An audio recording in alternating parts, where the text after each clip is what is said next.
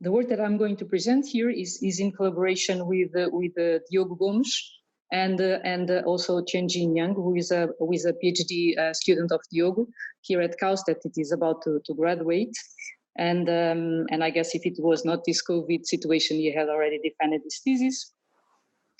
And the problem that we looked at is this one that I'm presenting here. So it is a first order stationary mean field game, and what is given to us is P, which is the preferred direction, determines the preferred direction of motion of agents. We have the potential that encodes the spatial preferences of agents. We deal with a quadratic Hamiltonian that is associated with the cost function, and the coupling that models the interactions between the agents. We are looking at a logarithm type. So our unknowns are the value function u, the distribution of agents m, and also this constant h epsilon that it is needed to ensure that this normalization condition is satisfied. So we have a density probability. So what is special about this problem? I mean, for epsilon fixed, it is quite well known, the properties, and I will recall them in a minute.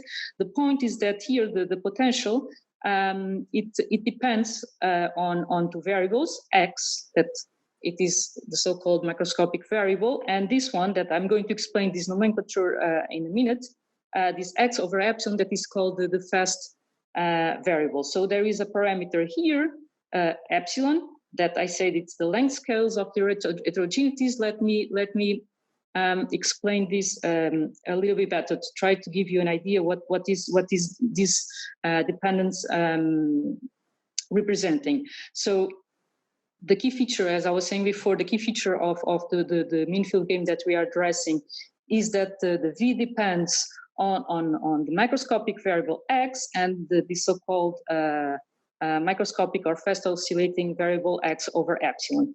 And examples, for example, that you could have in mind, for example, say that you want to study the traffic flow in a long road that has periodically changing road conditions. So you have, for example, you can think of hills, you can think of populated regions, or you can think of, say, you have a construction site. And what does X tells you? Well, it tells you the position on the road. So we are thinking about a very long road.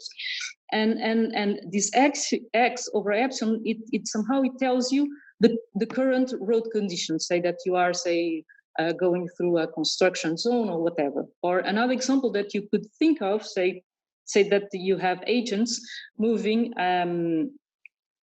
through a forest or a minefield, and in this case, X would give you the position in the forest or the minefield, and the X over epsilon would tell you if you are either going over an obstacle or passing by a mine or whatever.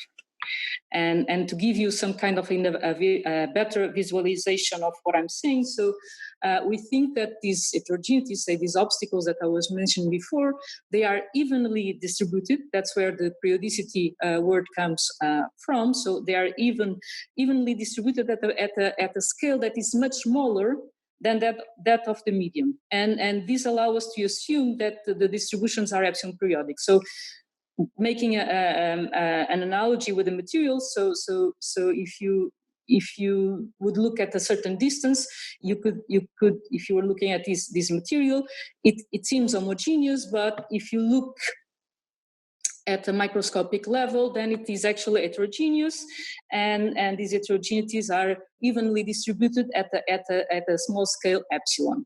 Okay, and so in this case. So introducing some nomenclature.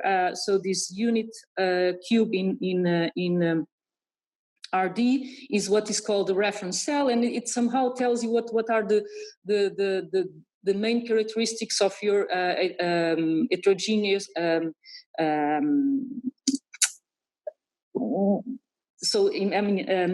It tells what are the heterogeneous properties. So, for example, here, if we think of colors, this would be epsilon scaled reference, so which we call periodicity cell, you would either be blue or white. So this is what Y incorporates. So here in terms of materials, if you are either blue or white, and then you rescale this periodicity cell by epsilon because these heterogeneities are going on at a very small scale.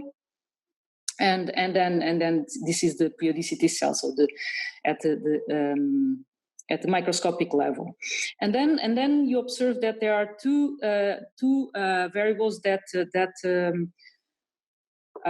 characterize your problem. So, like I said before, X, it is called the macroscopic variable and tells you the position in omega. Say, for example, that you are here or you are here or whatever, and then this X over epsilon, why this is the macroscopic variable that in this case would tell you that if you are either blue or white, if you're at the mine or not.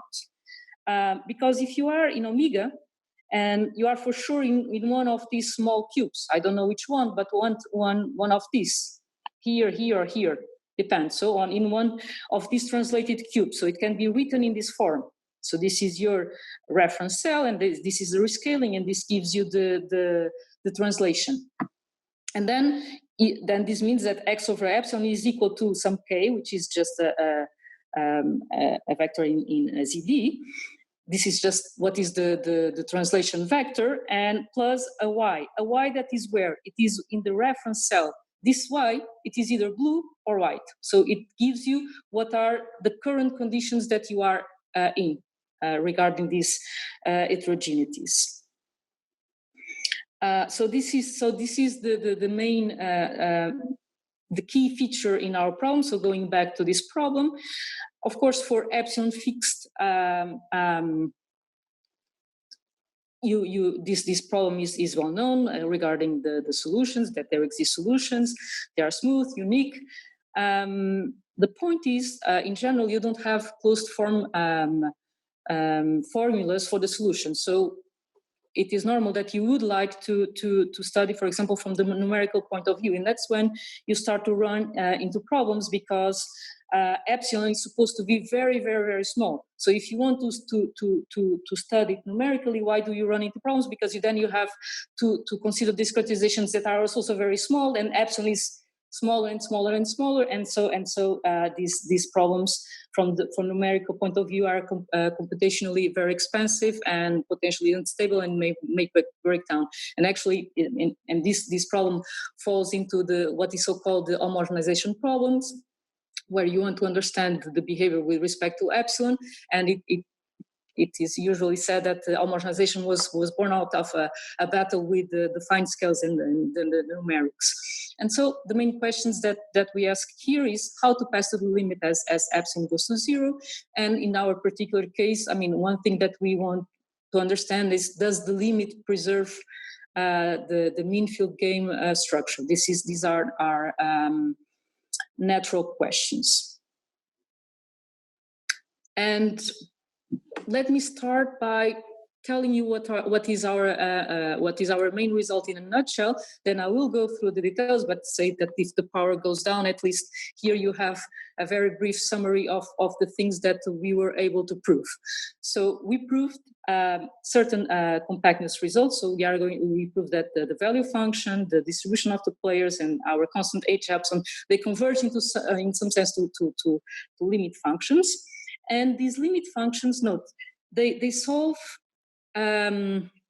this problem, and this is a mean field game problem. So this mean field game structure is preserved. So we have our Hamilton-Jacobi equation, our transport equation. The difference is this H tilde is not the original Hamiltonian. It is a new Hamiltonian, so-called homogenized Hamiltonian, which is given by an auxiliary problem and which is called the cell problem. I will show you a few times this cell problem, but for the moment I leave it like this. So in the end of the day, what we prove compactness. So we start with this epsilon dependent problem. We prove uniform estimates with respect to epsilon. We are able to extract up to subsequence some limits, and these limit guys, they solve a mean field game problem. in which the Hamiltonian that appears in the limit, it's not the original one, but it's given by auxiliary problem. And the main tools we used to prove this result were to scale convergence, variation methods combined also with the PDE techniques. And these results have been published very recently in ESAIM COCD. And before explaining you more how using these main tools we derive this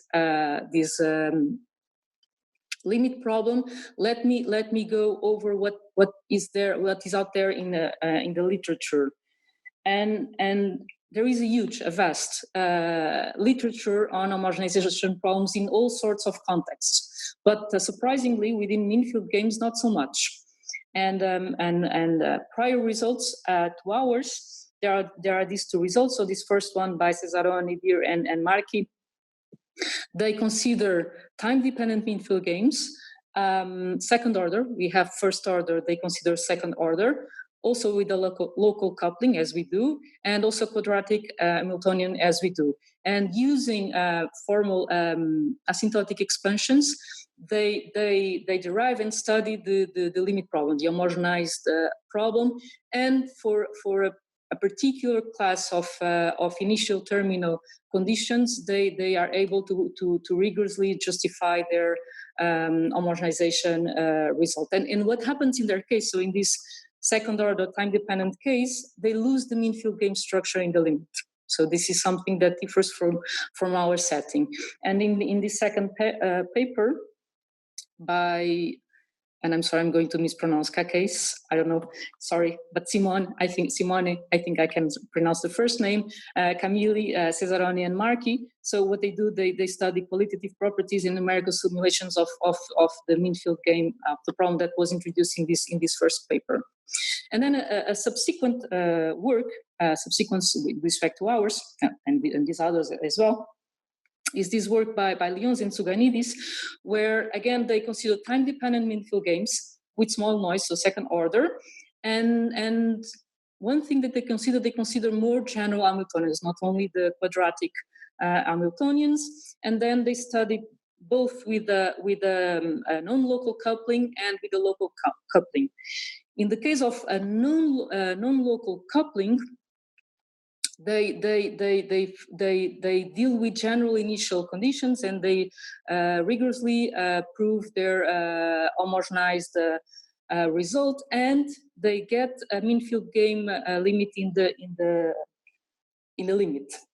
And in the limit, they get a mean-field game structure. While when dealing with the local coupling, they also, again, they need a well-prepared data, so for initial terminal conditions, and also they need to assume a certain regularity for their limit problem in order to proceed to carry out their analysis. And I mean, in accordance with the previous results, they lose for the coupling, the local coupling, they lose in general the mean-field game structure in the limit.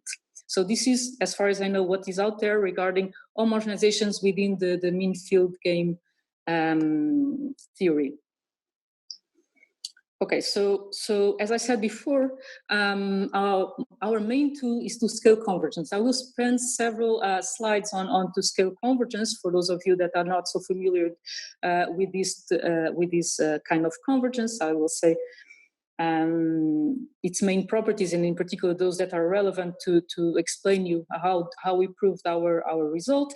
And this notion was introduced by Nutzing and further developed by Allaire, and it can be seen as a theoretical improvement of the method of the asymptotic expansions, which I'm going through in a moment. And it's particularly well suited, not only but particularly well suited for problems with a variational structure, which is our setting. So let me explain you how this first statement, why it is seen as a theoretical improvement of the method of asymptotic expansions. Well, what is the idea of this method? Well, say that you have a PDE, this PDE, a certain PDE, and then you postulate that the solution to your PDE has an asymptotics of this form. So can be written as W0 plus epsilon W1 plus epsilon squared W2, etc. And each one of these terms, they depend on the two scales that characterize our problem. So the macroscopic x and x over epsilon. And then what? So this is, you postulate this and you assume that these are regular enough. And then what you do?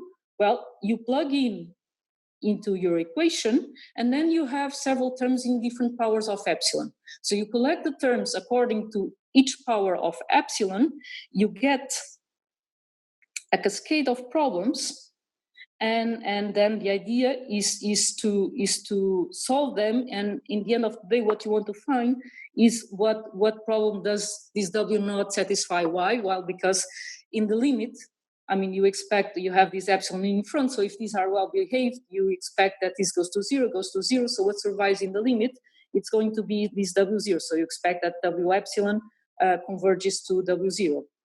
So it's W0 that you want to identify in the end of the day. But okay, this is, I'm just repeating what is the main three steps, or in this asymptotic expansions method. But these three steps, they are formal. I mean, you are assuming that you have this ansatz, it holds true, that you have enough regularity to plug into your equation, and so on and so forth. And of course, in the end of the day, you need, I mean, you need to prove some kind of convergence of your sequence to W naught. And that's where two-scale convergence comes into play. Okay, and before going into what is this two-scale convergence, let me tell you how these asymptotic expansions methods could have been used in our case to have an idea, to try to have a guess what the limit problem is. And you could do that, and we do all the formal computations, and they go through by postulating this. So you assume that your value function has this kind of asymptotics. So in particular, the first, the zero order term only depends on x. You postulate this kind of, it's a product for m epsilons, for your distribution, density distributions of your players, and also for h bar. You postulate this, okay? And you assume that you have enough regularity. And then you plug in your problem, the original problem. You compute your derivatives, assuming that you have enough regularity to do so. You use Taylor expansions, for example, for this term. You have several terms with different with respect to different powers of epsilon. You collect them, and essentially you get several equations of this form. Okay, and then that's another formal step. You somehow separate scales. That's what I'm saying here.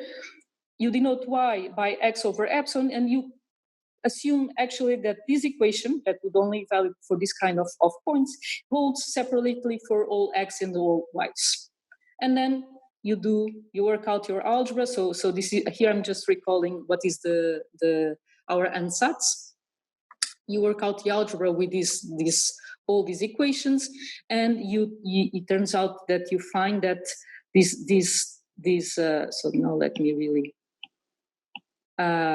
U tilde naught and M tilde naught, they satisfy what I announced before already, that this is our homogenized problem. These are solutions, and also H bar, sorry. And again, and as I told before, this is not the original Hamiltonian, so there is this homogenized Hamiltonian, and you find this homogenized Hamiltonian by solving this problem. It is called the cell problem. It's not written here, but this is for fixed x, and this is solved in YD, so in your reference cell. And notice that here it's where appears your U tilde 1 and M tilde 1. So the first order terms in our asymptotics. Okay, so we go through all these formal computations to derive, have an heuristics of what the limit problem might look like. But of course, I mean, these are only formal. We have to rigorously prove this. And as I said before, this was done through the two-scale convergence. So now let me go into the definition. So given any Q, that could be one, given a bounded sequence in LQ, and given a W in the LQ of the product space, so this for X and this for Y, then you say that your sequence, notice that the sequence that you started with only depends on X. Then you say that the sequence weakly converges to W if for all psi's that are smooth, continuous with respect to X, and also continuous in periodic with respect to Y. So this is periodic, and if you these are the C-infinity functions in RD that are widely periodic, which we can think of as the functions that are C-infinity on the D-dimensional torus. And then this limit holds. And so this is a kind of a weak convergence, but with the particularity that your test functions, they actually depend on epsilon. But they depend on epsilon on a very particular form. So they depend through the scales that characterize your problem, the X macroscopic scale and the microscopic scale. Okay? And we use this notation indicated here to denote the two-scale convergence. And what is special about this convergence? So we better have good properties with respect to this convergence, and we do have compactness. So if for Q strictly between 1 and infinity, if you have a bounded sequence in LQ, then up to a subsequence, you can prove that there exists a W in LQ of the product space for which the subsequence two-scale converges to W. Okay, and also we have a compactness result for Q equals to 1. But of course, I mean, as with respect to the weak convergence in L1, you need something more for your sequence, otherwise you don't have compactness in L1.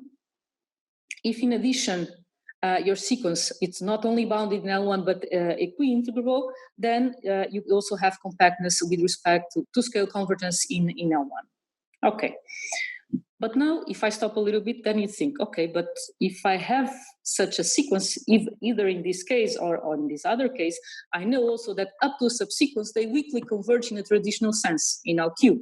So what is the relationship between this two-scale limit and the usual weak limit in LP? And that's what the next result is telling us. So if you start with a sequence that converges, two-scale converges to a certain W, then it weakly converges in the usual sense to the average.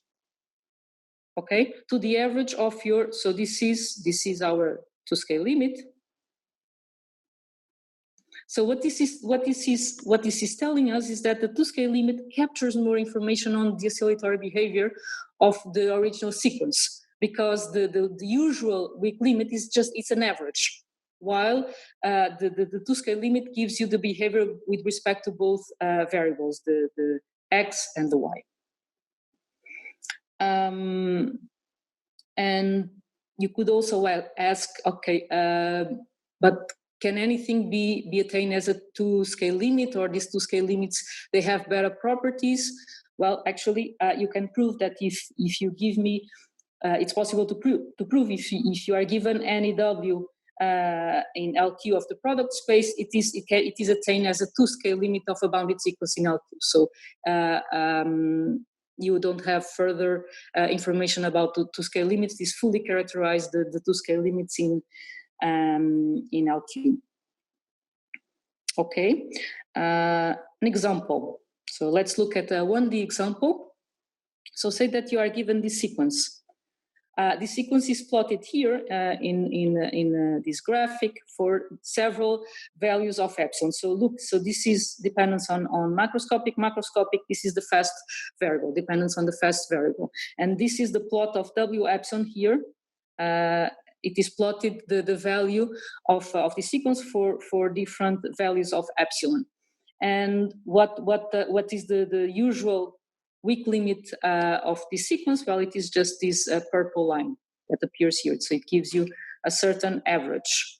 And what is the usual the Toscale limit is plotted here. So you have information both with respect to x and with respect to y. So you have a local information with respect to the microscopic variable. More examples, starting with a somewhat a trivial one. If you started with a sequence that strongly converges in LQ, so W in particular only depends on X, then it Toscale converges well to W. This is just a fancy way, I mean, the trivial identification as a function of two variables. So the strong limit coincides with the Toscale limit. And also, if you look at functions that are Q integral with respect to X and continuous and periodic with respect to I, and if you define a sequence in this form, then you can prove that this sequence converges to your original psi. Toscale converges to your original psi. So these are more examples of sequence that Toscale converge, that you can identify what are the limits. And so how do the Toscale convergence and the asymptotic expansions, how do they play together? Well, if we go back to our ansatz, that the solutions to our PDE could be written in this form, where you assume that each term of this asymptotic expansion is smooth, then, I mean, let me go back. It is just using this convergence that we have here. If they are smooth, we know that each one of these, they Toscale converge, and now these two terms, because they have the epsilon in front, they go to zero. So in the end of the day, your sequence converges to W naught, your leading term. And this justifies the existence of the leading term of your asymptotic expansion. And if you happen to know more, namely, so if you have a sequence that Toscale converges, in some sense we already established here. And if you know that you have convergence of the norms, then actually you have a convergence in norm. Okay, so and the one way to read this is that the convergence of norms provide a sufficient condition for strong convergence of W epsilon for the first term of the asymptotic expansion. And note, in general, this convergence of the norms does not hold. All we have is this weak lower semi-continuity property. So this W bar, it is just the average, so the usual weak limit, which is the average over the reference cell of your Toscale limit. And this is the Toscale limit. This is the Toscale limit, and this is the original sequence. So this is all we can prove. But if we are able to establish here an equality, then we have this convergence in norm. Good. So, and this allows to justify the asymptotic expansion method. Just one more thing, and this will be our setting. We are going to be able to prove that we have, for the value function, the sequence of the value function, we have uniform bounds with respect to epsilon in some Sobolev space, and then if you have, so you know that the sequence itself will weakly Toscale converge to something. Also, the sequence of the gradients will weakly Toscale convergence to something else, and you want to understand what is the relationship. And the relationship is stated here. So if you have a sequence that it is bounding in W on Q for Q greater than 1, then you prove the existence of two functions. This W, which is your usual weak limit in W1Q. Okay, so up to a sequence, you have the usual weak convergence in W1Q, and then you prove that there exists this W1, which is LQ integral in X and W1Q with respect to Y, such that the gradients, the sequence of the gradients Toscale converge to, well, your usual gradient of W plus this gradient with respect to Y of this W1. And one way to interpret is that, so this term, it is the gradient limit at the microscale that characterizes your problem. So again, you have further information here at the level of the gradients, not at the level of the function, because, you know, by Relish, you have strong convergence, and we have seen that the strong limit in LQ coincides with the Toscale limit. So it does not depend on the fast variable. It just depends on X. Okay, so this was a a tour over the Toscale convergence and its main properties and definition. Let's go back to our problem, and I'll tell you how we use the results that I was mentioning before to address our original problem in the limit. So the asymptotic behavior as epsilon goes to 0. And the first observation is that this problem was addressed by Evans in this paper, and he proved for when epsilon 1 over epsilon is a natural number, he proved that this problem is equivalent to this variational problem. So we have a variational structure, meaning, so if I have a triplet, a smooth triplet that satisfies this our mean field game, and such solution proves that such solution exists and is smooth and unique, then u epsilon, the value function, is a minimizer of this function. Okay, and furthermore, on the other way around, so if you have a minimizer, so a solution to this minimization problem, you can prove that it is smooth, and then if you set h bar epsilon in this way, m epsilon in this way, then you prove that the triplet u epsilon, h epsilon, and m epsilon are a solution to your original mean field game. Okay, so these two problems are equivalent. We can look, and that's what we are going to exploit, these two, the variational and the PDE point of view, to be able to prove our result. And the first thing that we need for sure, if we want to pass to the limit, we need some kind of uniform bounds with respect to epsilon to extract some compactness properties, and that's the first main result. And sorry, before going into these uniform estimates that we are able to prove, let me just make this remark that there are lots of results within the calculus of variations dealing with the integral functionals that depend on within homogenization. So in particular, depend on this pair. Here, sorry. The point is that the vast majority of such results they deal with the functionals with densities that have power-like growth from above, while here we have this known standard exponential growth, and so this problem also is of independent interest in the calculus of variations. Okay, so like I said, if I want to study this problem as epsilon goes to 0, I better first establish some uniform estimates with respect to epsilon, and this is what we are able to prove. So we are able to prove this uniform bound for our constants h bar epsilon. We have also these uniform bounds in any W1Q for u epsilons. We have this uniform bound for an infinity bound from below. No, sorry, uniform bound from below for m epsilon. So it's strictly positive away from 0. But note that this depends on epsilon, so it's not uniformly bounded in L infinity.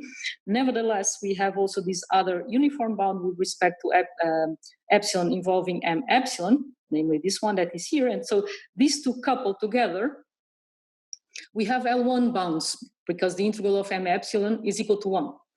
So this is uniformly bounded in L1, but to extract some kind of complex, we need something more, and this something more, as I mentioned before, is equi-integrability. And these two together, using the Lavallee-Poussin criterion for equi-integrability, allow us to prove that this sequence is equi-integrable.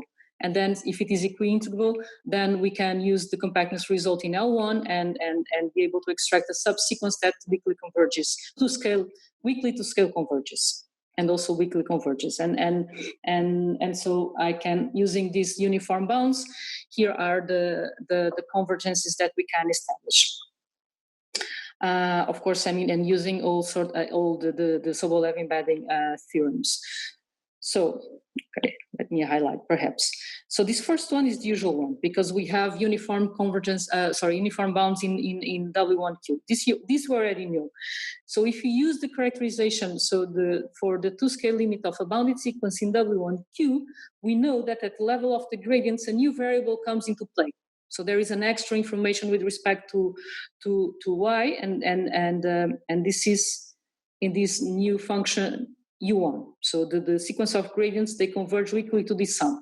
The first part, the usual gradient of U0, our traditional weak limit in W1Q, plus this other term at the microscopic level.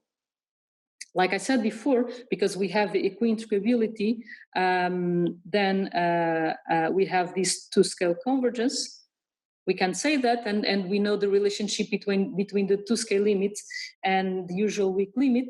And usual weak limit is nothing but the average over the reference cell with respect to our weak limit. And of course, I mean, this is a sequence bounded in R, so up to a subsequence, we also have this convergence. Okay, so now what is the question? Well, we have established all these compactness properties, which I am summarizing here. Now, of course, what we want, we have all these limit functions. What problem do they solve? And that's what I'm going to rigorously state in next. But let me tell you that our result is valid only in under this additional assumption that the potential V is separable in Y. What does it mean? It means that there exists smooth functions VI such that V can be written into a sum of V1 plus V2 up to Vd, and the dependence on X, it's on not full X, but each one, V1 only depends on Y1, V2 on Y2, etc. And I'm going to explain, or to try to give you an idea why do we need this assumption, where it was used. And under this additional assumption on the potential, then our main theorem, let me first state from the point of view, variational point of view, sorry. Well, so if I'm adopting first let me talk about with respect to what we obtained with respect to two-scale convergence. So I'm looking at this and this convergence, okay? So what can we prove? We can prove that this pair, U1, U0, U1, is the solution of what we call the variational two-scale homogenized problem, okay? And what is this problem? Well, it's the minimization of an integral that is here, which is of the same form as the initial one. The difference is, well, we have two unknowns. Sorry, that was not a good idea. We have two unknowns, right? But it's the original, say, Hamiltonian is quadratic one. And of course, it's a double integral, one with respect to X, the other one with respect to Y. So this pair, U0, U1, that appears here at the level of the limit of the two-scale limit of the gradients of U epsilon, they are solution, they minimize this functional, okay? What else? So this is to start with. Well, we have convergence of the integrals of the energies, if you will. Namely, this is our starting functional, and it converges to the two-scale homogenized functional evaluated at our pair U0, U1. So, and we did the explicit formulas. This is what I'm saying here with this equality. And what else? Well, if you remember, we had explicit formulas for H epsilon and M epsilon. By using them, then we also get explicit formulas for H, for our limit H, which is nothing but the logarithm of the two-scale homogenized functional evaluated at our pair U0, U1, and M epsilon is given by this formula, okay? Now, of course, people in general, they would like to know, what about U0? U0, the usual weak limit in W1P. What problem does U0 solve? So that's where the homogenized problem comes into play. So it solves this problem. So it minimizes, it's a minimizer for this functional. So this is what I'm saying here. So this functional, the homogenized functional. Look, now we are back to one unknown only. Integrated, the integral is just with respect to X, the macroscopic variable. But now, of course, the thing is, it's not the original Hamiltonian. Instead, it is this H tilde. Okay, it's the homogenized Hamiltonian. How do we determine this homogenized Hamiltonian? So I'll tell you next. It's a solution of an auxiliary problem, which we call the cell problem. It's going to be a problem in our cell reference cell, sorry. So this H tilde, defined for each x and lambda, capital lambda, it's given by the logarithm of this functional that I call I cell, because it's going to be a cell problem, so that it is parameterized, so x and lambda are fixed, and this is evaluated at this W tilde. Now, what is this W tilde? So this is just, the definition of the functional, it's here, of this cell function, say the functional over the reference cell. Again, it involves our original Hamiltonian, and x and lambda are fixed, are parameters, and W, what it's going to be? It's going to be the minimizer over the space of this function. So that's how we determine H tilde. So again, let me go back and forth. We have this functional over the reference cell. We minimize it. We consider minimization over the quotient space W1P periodic. We can prove that a minimizer exists, is unique, and it is smooth. And if we evaluate this functional, going back, if I evaluate the functional over this W tilde, the minimizer, and we take the logarithm, that's how we find H tilde. And this is done for each x and lambda fixed. Okay, and if you, for those that prefer a PDE point of view, I can revisit now the slide that I said, I mentioned as our main result in a nutshell, and also that confirms the heuristics given by the asymptotic method of expansion. So we have all these variational problems that I've presented to you. So the two-scale homogenized problem and the homogenized coupled with the cell problem, they have a PDE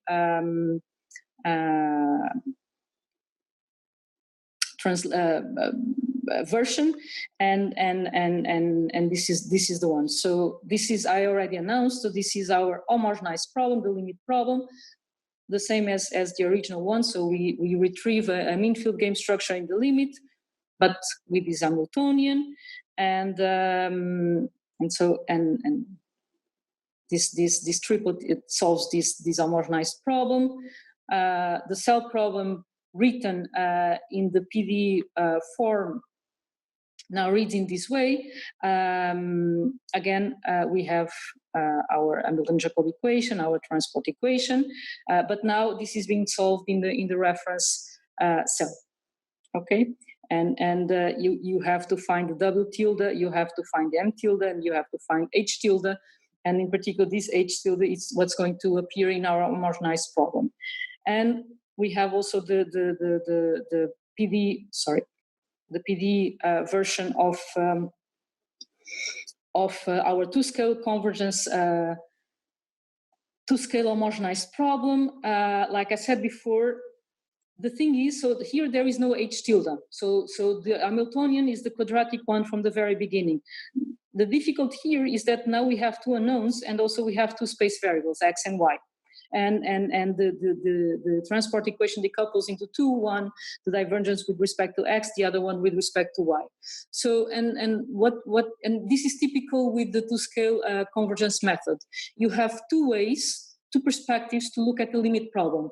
Either through this two-scale homogenized problem, where you pay the price of having doubled the unknowns, and also you are dealing with the two space variables, but the Hamiltonian is the original one. This is typical. Or you can look into this homogenized problem that sometimes is not of the same form as the original one. In this case, it is.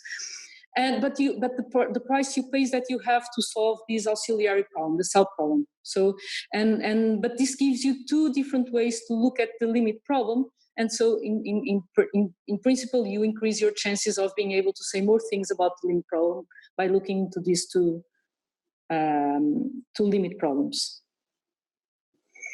So just to give a brief idea of the proof in the last few minutes that I have, to establish the two-scale limit, because actually this is the main point. From when we establish somehow the two-scale limit, the others, we have to work out a little bit the proofs, but the main part is proving the two-scale limit, and for that we use first a lower semi-continuity result with respect to the two-scale convergence. Namely, if you have a function f, a function f that is borrowed with respect to x. So sorry, this is the first variable, and the convex in the second variable. And then you have this weak limit. So sorry, and if you start with a sequence that two-scale converges, then if you look at this kind of integrand, so f dependence on the first variable, your sequence that two-scale converges and smooth functions with this dependence on x and x over epsilon, then you have this lower semi-continuity result. You can say that the limit of such functionals is greater or equal than this double limit of your original f evaluated at the right functions. And so recalling, so if you apply this result with w for the sequence of the gradients of u epsilon, that we know that two-scale converge to this sum, and you look at f for this part of the integrand, and you take psi as this part with the potential, so this with the Hamiltonian, this with the potential, you plug in, and this is exactly what you obtain. So the limit of your original functional, which is explicitly written here, is greater or equal, so this is what the previous result is telling us, then this value here, this integral here, which is nothing but our two-scale homogenized functional evaluated at u0, u1. And so, and in particular, this is greater or equal than when we infimize of all such possible functions, I mean, with the regularity that we extracted from the two-scale limit. So how do we prove the opposite the opposite inequality? Well, essentially the idea is the following. Somehow we want to prove Rita, that here we can. You have 2 minutes. Okay, thank you. The main idea is that we can somehow replace proof that actually this infimum is a minimum is attained at smooth function, so that you can put here C infinity, here C infinity, and here your C2 alpha, if I'm not mistaken.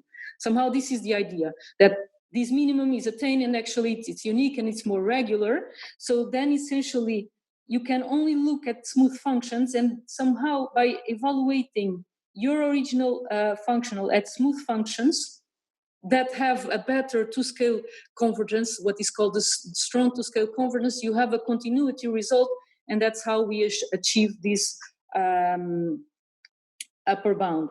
And this is done, so unfortunately, so I cannot go over the details, but to say that to prove that we have this uniqueness and smooth and equality of the minimization problems over the when we take minimization in W1P or in this more smooth setting, we split the problem into two iterated minimization problems. And if we look at this inner problem, this is our cell problem, and we prove existence, uniqueness, and smoothness using the continuation method, where the implicit function plays a role, and that's where we get the regularity from. And then we look at the outer minimization problem that corresponds to the homogenization problem, and actually existence, uniqueness, and regularity is given by the paper of Evans that I was mentioning before, but we have to guarantee that our H tilde satisfies certain hypotheses, and that's where the separability of V comes into play. So I have to go very fast on this, but okay, so these are the bounds that H tilde have to satisfy. These we can prove for a general V. This one, that's where we need the separability assumption, and I was going to explain a little bit more, not too much more. And okay, like I said, I mean, I don't have time to go over the details, but somehow by looking at this smooth function and proving that the minimization is attained in over the smooth setting, the minimization can be taken over smooth functions with this regularity. Somehow we are able to close and have the upper bound. And I conclude with this last slide that has nothing new. It is just a problem that we started with, compactness properties that we were able to establish, and our limit problem, homogenized problem. And with that, I thank your attention.